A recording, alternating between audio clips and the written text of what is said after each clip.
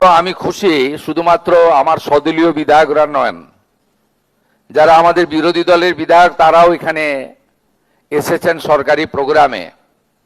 এটা আমরা অনেক দিন ধরে এই 11 সপ্তাহের সরকার আমরা এটা চালাচ্ছি, কিন্তু 21 থেকে 26 আমি এলওপি ছিলাম, আমার কোথাও ডাক ছিল না। এমএলএদের কথা তো ছেড়েই দিন, অর্জুন সিং নিজে ছিল না, ওনার পুত্র ছিলেন এমএলএ, ডাক পেতেন না কেউ। সুব্রত ঠাকুর ছিলেন, কোথাও ডাক পেতেন না। যাই হোক, আমি সকলকে অভিনন্দন জানিয়ে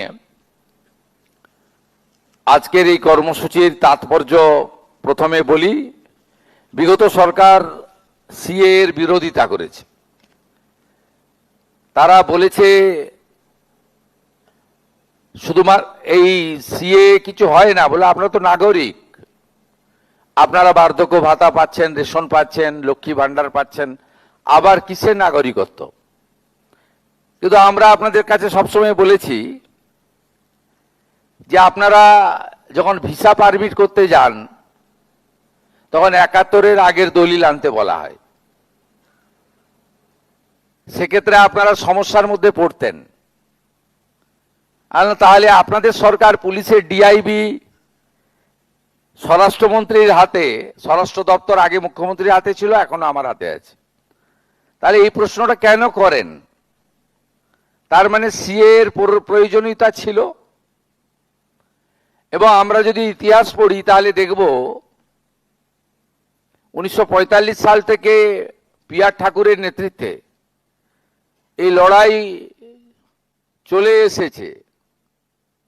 এবং যারা বিভীষিকাময় দেশভাগ 47, তারপরে ক্রমাগত প্রাণ বাঁচানোর জন্য এবং ধর্মীয় উৎপীড়নের কারণে যারা বাংলাদেশ থেকে চলে আসতে বাধ্য হয়েছেন, তারা বারে বারে এই দাবি বিভিন্ন সময়ে করেছেন যে আমাদের সহনাগরিকের মর্যাদা দেওয়া হোক। 2019 সালে ঠাকুরনগরে যশস্বী প্রধানমন্ত্রী নরেন্দ্র মোদীজি একটি সভাতে এসেছিলেন। তিনি বলেছিলেন, জনতা জনার্দন যদি আমাকে আনে আমি সিএ আইন আনব। লড়াইটা কবেকার দেখুন, 45-এর দাবি, 47-এ দেশ স্বাধীন। কত লম্বা লড়াই। অনেকে অধৈর্য হয়ে যান আপনারা, ভোটার তালিকায় নামটা কোথায় গেল, আমার এটা হচ্ছে না, এসসি সার্টিফিকেটটা তো এখনো পেলাম না। কিন্তু আপনারা যদি একটু অতীত মন্থন করেন, কত লম্বা লড়াই কেউ ভাবেনি। অনেকে এসেছে, অনেকে গেছে। যিনি 19-এ কথা দিয়েছিলেন তিনি কিন্তু জেতার পরেই লোকসভার দুটো আপনার কক্ষেই পাস করিয়ে দেন। এবং এই আইনে কোথাও বলা ছিল না যে মুসলিমদের নাগরিকত্ব কেড়ে নেওয়া হবে। আজকে আমি ধন্যবাদ জানাই, তৃণমূলের মুসলিম এমএলএরাও এসেছেন। তারাও হয়তো বুঝেছেন। সেই সময় আপনি বলুন কত ঘটনা 19 সালে পশ্চিমবঙ্গে ঘটেছে, অশান্তি। হাজারদুয়ারি ট্রেন পুড়েছে, সাঁতরাগাছিতে বাস পোড়ানো হয়েছে। মুসলিমদের বোঝানো হয়েছিল যে এটা এনআরসি, কিন্তু এই আইনের কোথাও লেখা ছিল না যে কারো নাগরিকত্ব কেড়ে নেওয়া হচ্ছে।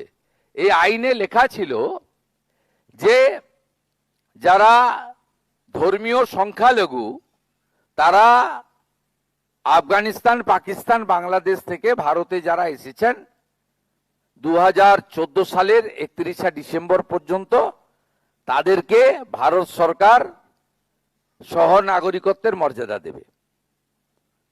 কে কে ছিছি বলা হয়েছে, এনআরসি বলা হয়েছে, ভুল বুঝিয়ে সরকারি সম্পত্তি ধ্বংস করা হয়েছে, অশান্তি হয়েছে রাজ্যে। লম্বা তালিকা, আমি পড়তে শুরু করলে 40 মিনিট লাগবে।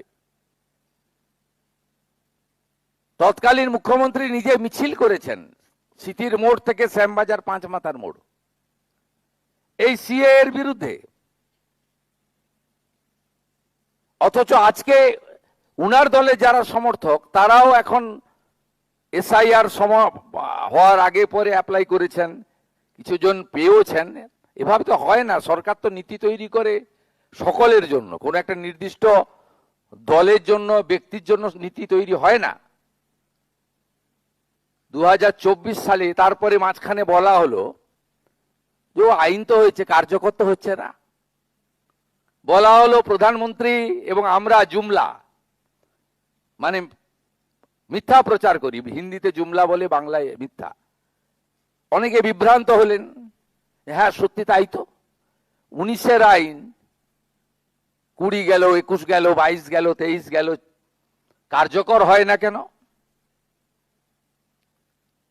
প্রথমত স্বরাষ্ট্রমন্ত্রী একবার এসেছিলেন, ওখানে আমি সঙ্গে ছিলাম ঠাকুরনগরে। তিনি বলেছেন কোভিডের জন্য করতে পারিনি, 20-21 2 সাল কোভিড ছিল, ভ্যাকসিনেশন চলছিল, বলে এগুলো কমপ্লিট হয়ে যাক, করে দেবো। রুল মানে আইনের পরে রুল বের করতে হয়। ঠিক 2024 সালে 6 মার্চ ভারতের স্বরাষ্ট্র দপ্তর রুল জারি করে দিল। রুল জারি যেই হয়ে গেল, তখন আগে যারা পশ্চিমবঙ্গের শাসক ছিলেন, যারা সিএ এর বিরোধিতা করেছেন, সিএ কে এনআরসি বলেছেন, মুসলিমদের ভুল বুঝিয়ে খেপিয়েছেন সিদ্দিকুল্লাহ চৌধুরীর নেতৃত্বে, সেই তারাই বলল একদম অ্যাপ্লাই করবেন না। অ্যাপ্লাই করলে কি হবে? আপনি চাকরি করেন, চাকরি যাবে। আপনি পেনশন পান, পেনশন বন্ধ হবে। আপনি রেশন পান, রেশন বন্ধ হবে। আপনি ভাতা পান, ভাতা বন্ধ হবে। আপনার ছেলে মেয়ে স্কুলে যায়, স্কুলে যাওয়া বন্ধ হবে। তখন আপনাদের মধ্যে একটা বড় অংশ ভাবলো সরকার বাহাদুর বলছেন, তাই আমরা আবেদন করব না। আমরা যত বলি আবেদন করুন, বলছে না আবেদন করব না।